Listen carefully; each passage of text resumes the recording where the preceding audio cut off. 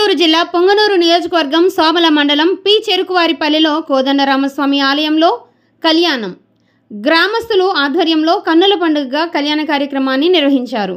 ఇటీవల గ్రామంలో కోదండరామస్వామి ఆలయాన్ని నూతనంగా నిర్మించారు.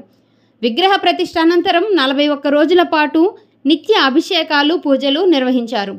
ఈ కార్యక్రమంలో నేడు ఆలయంలో వివిధ రకాల పూజలు హోమాలు నిర్వహించి శ్రీ లక్ష్మణ సీత హనుమంత సమేత కోదండ రామస్వామి వారికి పంచామృత అభిషేకాలు నిర్వహించారు. అనంతరం రాత్రి స్వామికి వందలాది మంది గ్రామస్తుల సమక్షంలో కన్నుల పండుగగా కళ్యాణం నిర్వహించారు. ఈ కార్యక్రమానికి ముఖ్య అతిథిగా సర్పంచ్ సురేందర్ రెడ్డి దంపతులు హాజరయ్యారు. ఆలయం వద్ద భక్తులకు అన్నదాన కార్యక్రమం నిర్వహించారు.